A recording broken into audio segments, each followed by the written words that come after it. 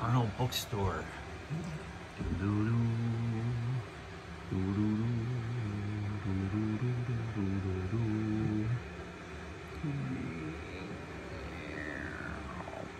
think it's haunted. Could be.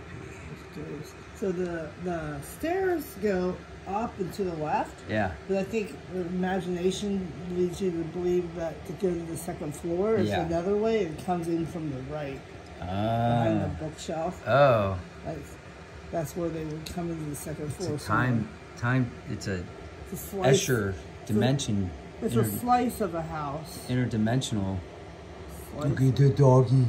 Hello, doggy, doggy. Hey, doggy, read the bookie, doggy. Read the bookie, doggy. There's things on the shelf too. I think there's on this shelf over here.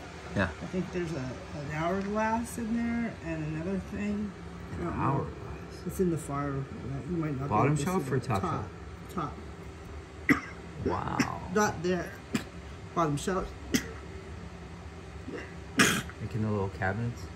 No, like right. You can't see it. It's right here. I can't see it. It's right here. I can't even see your hand. Yeah, you can't see it. That's crazy that like they have all that detail and you can't see it. That one place. There's a mirror too. Yeah. The mirror's really cool. It is cool. It's a sense of depth.